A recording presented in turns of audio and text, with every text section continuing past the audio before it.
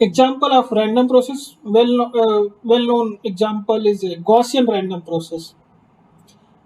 Gaussian random process, तो इसको characterise कैसे करेंगे? Expectation of x, consider n random variable which are jointly distributed, okay, and x of t1, x of t2 and x of tn are a Gaussian distributed random variable. The process x of t is Gaussian if the random vector, अब क्या है कि बहुत सारे random variables तो उनको vector notation में bold face में कैपिटल एक्स को लिखा है, तो ये हो जाएगा आपका x1 x2 okay xn okay.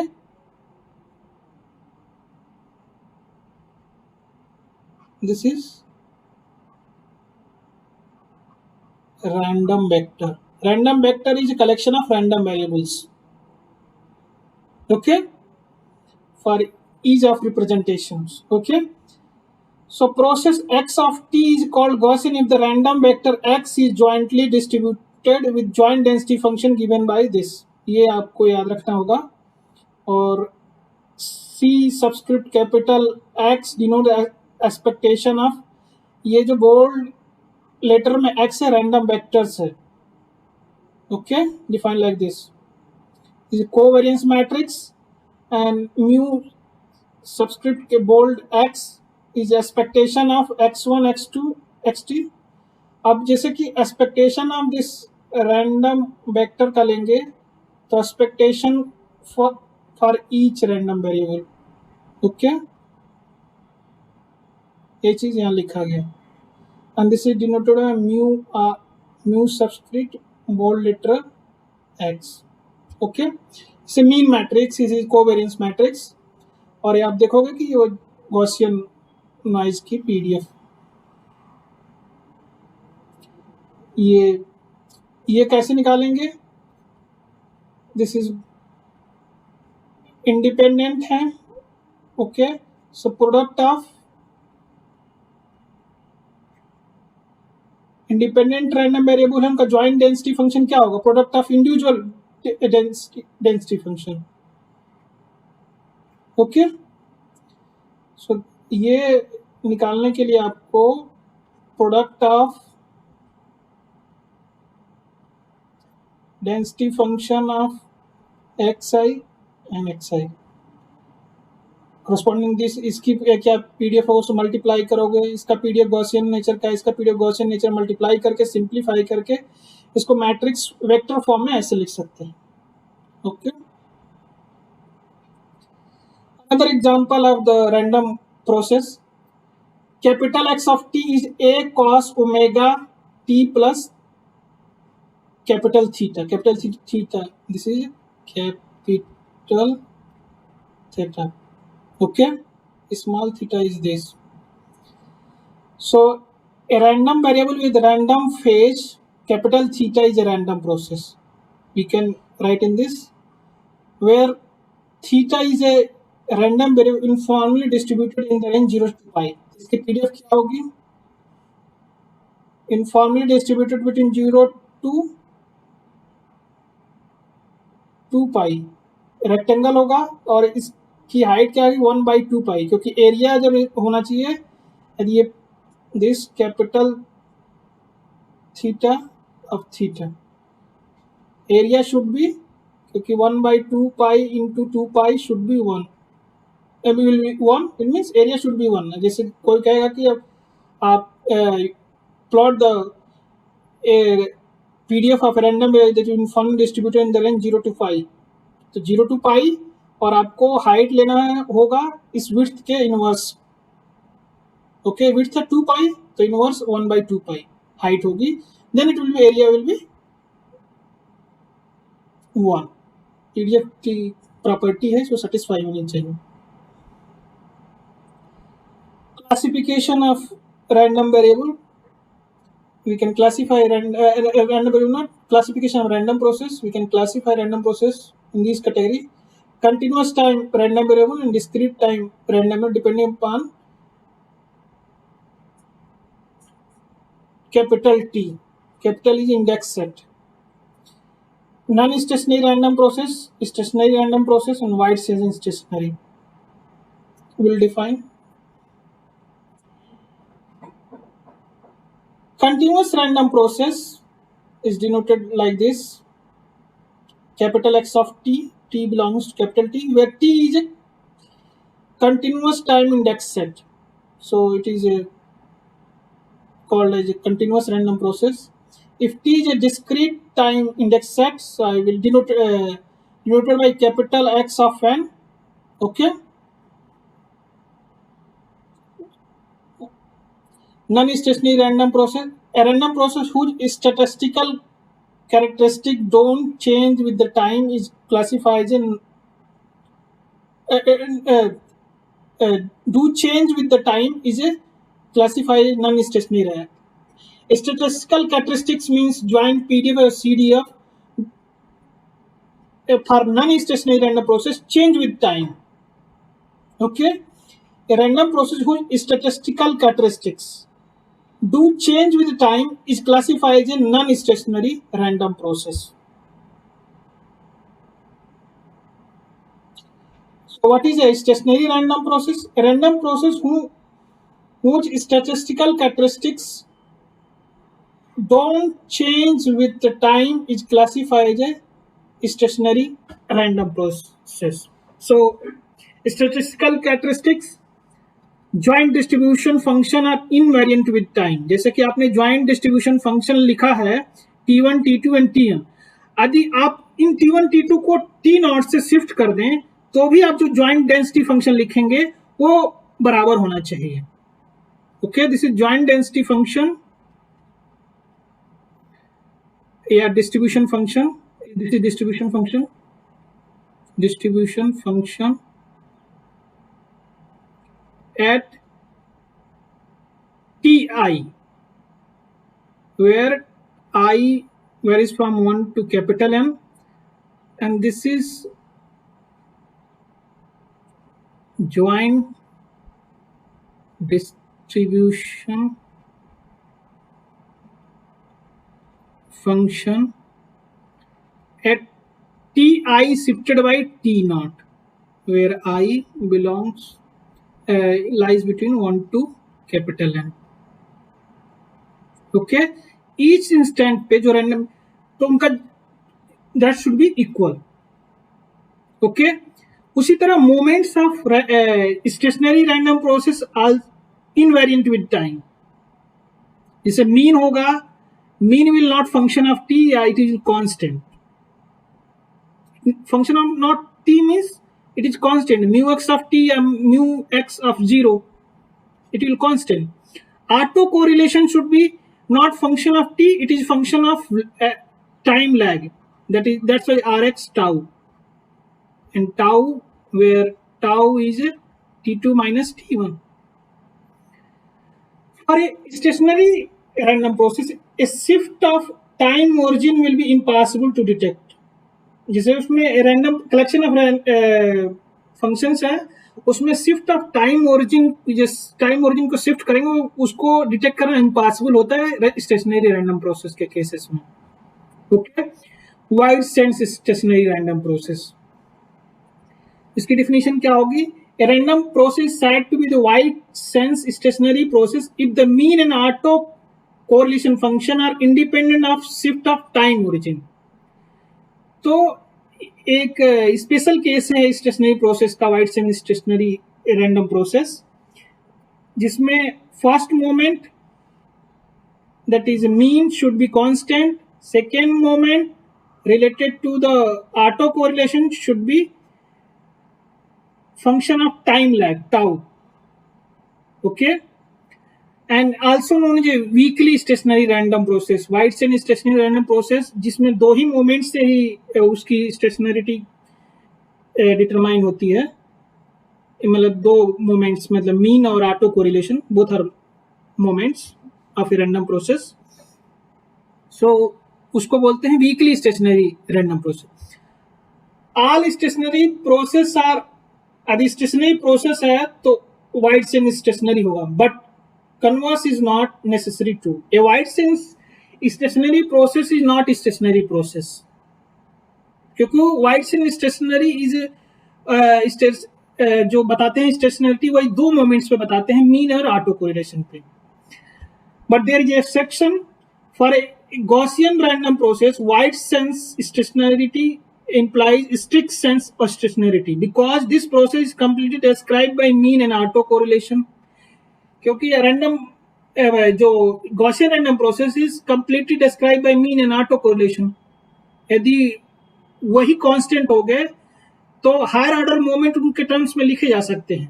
So ये एक्सेप्शन है. सिर्फ Whiteson's Gaussian random process imply it is a stationary Gaussian random process, लेकिन ये जनरल रैंडम प्रोसेस के लिए नहीं है स्टेशनरी रैंडम प्रोसेस, मतलब Whiteson's स्टेशनरी के लिए.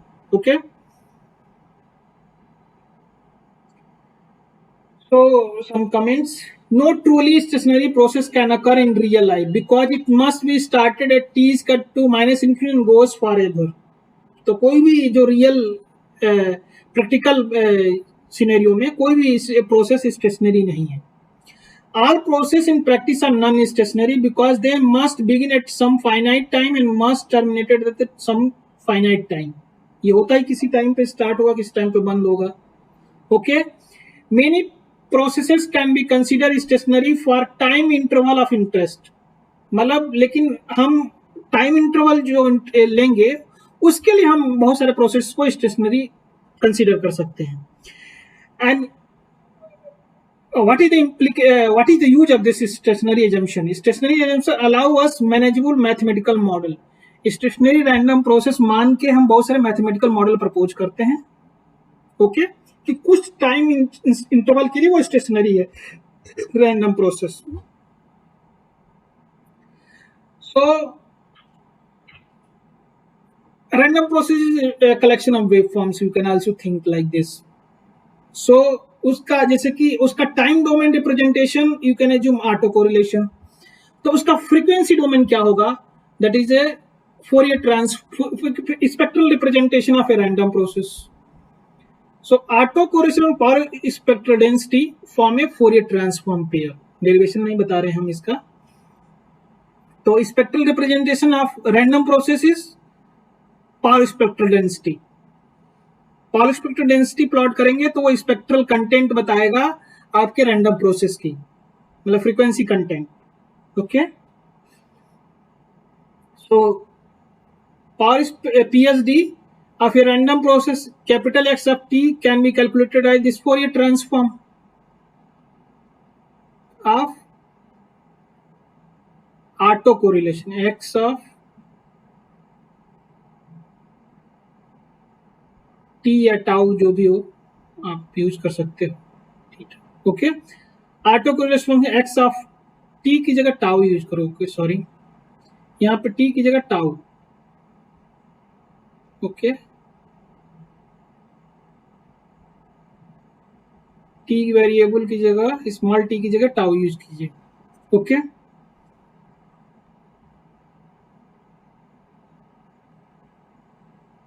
Okay, auto correlation function Rx of tau of a random process t can be obtained by the inverse Fourier transform of this power spectral density capital X subscript capital X of omega. This is power spectral density of a random process. Okay. Property of autocorrelation function in PSD. Average power of a process can be obtained by,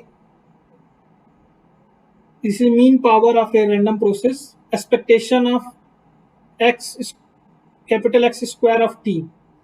That will be the Rx tau. आप जैसे कि Rx tau लिखते हो तो it can be written as expectation of x t plus tau. Okay, this is, you can treat t1, this is t2, and then t2 minus t1 equal to tau. Okay, तो इसमें जब आप लिखेंगे expectation of x square of T So this will be x of t into x of t. So tau क्या होगा, t, this is t1, this is t2. Tau is t2 minus t1, t minus t is 0, so that is rx of 0. और इस फार्मूले में tau 0 substitute करोगे, इस फार्मूले में टाउ 0 सब्स्टिट्यूट करोगे तो ये term tending, this term will be 1. So this will be this. So power निकालना हो किसी रैंडम प्रोसेस का, ऑटो करेक्शन पता है, उसमें टाउ जो है टाउ 0 सब्स्टिट्यूट कर दो, या पीएचडी पता है, पावर एक्सपेक्टेड डेंसिटी पता है, तो इस इंटीग्रल का यूज करके आप उसका एवरेज पावर निकाल लोगे या mean power. If Rx of tau is a real and even, then PSD is a real and even. ये फोरियर ट्रांसफॉर्म की प्रॉपर्टी है. x of टाउ या टी रख, यहाँ टाउ होना चाहिए, ठीक है. और जो PSD ऑलवेज पॉजिटिव,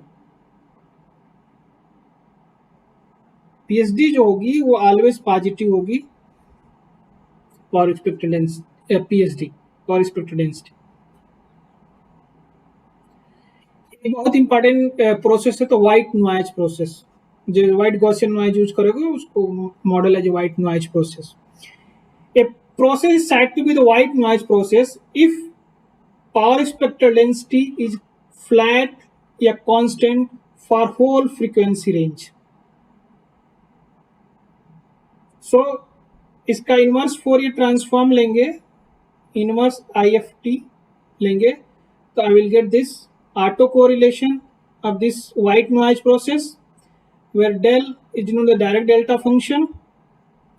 अब इसका पावर निकालना होगा, तो यहाँ पे टाउ इक्वल टू 0 पूछ गए तो पावर नहीं निकलेगा, that is not correct way. Okay, average power of the white noise और इस फार्मूले में जो है with respect to omega है, f के रिस्पेक्ट में 1/2 पाई will not there. Okay, so if I'm integrating from minus infinity to plus infinity, this power spectral density as a function of small f, so I have to integrate this one. अब ये क्या है, n/2 है, from minus infinity to plus infinity, तो इसका power क्या है, infinite.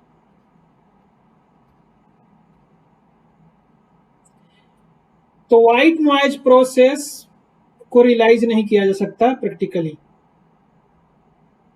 Okay, और sample of white noise process are uncorrelated because auto correlation x of tau is n/2 del tau.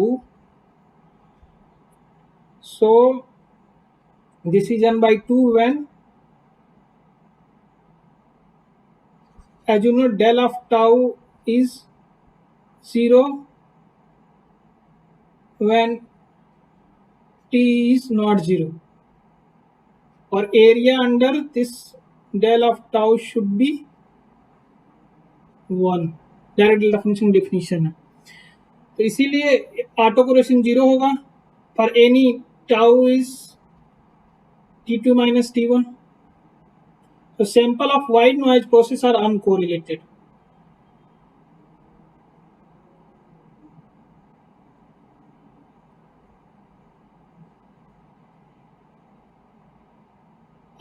इसका ऑटो कोवेरियंस निकालोगे वो 0 आएगा, क्योंकि मीन 0 है, auto correlation also 0 for any different time instant. So white noise process is mathematical abstraction. It cannot be realized since it has an infinite power. जैसे infinite power का signal नहीं generate कर सकते, उसी तरह इस रैंडम प्रोसेस को भी नहीं रियलाइज कर सकते. If the system bandwidth is sufficiently narrower than the noise bandwidth, the noise PSD is a flat. यदि जो भी सिस्टम में प्रोसेस करेंगे इसको और उसकी जो बैंडविथ है बहुत ही कम है नॉइज के रिस्पेक्ट के बैंडविथ में, इसकी तो बैंडविड्थ इनफाइनाइट है एक तरह से देखोगे तो through white noise process. So we can model it is as white noise process. Thermal and short noise are well modeled as a white Gaussian noise process, and they have very flat PSD over very wide band. Gigahertz band में ये flat होता है in thermal and short noise. तो जो आप communication system पढ़ोगे उसमें जो भी थर्मल एंड शॉर्ट नॉइज को मॉडल किया गया है गॉसियन नॉइज में. For a zero mean white noise process, the correlation of process at any time lag is zero. Okay.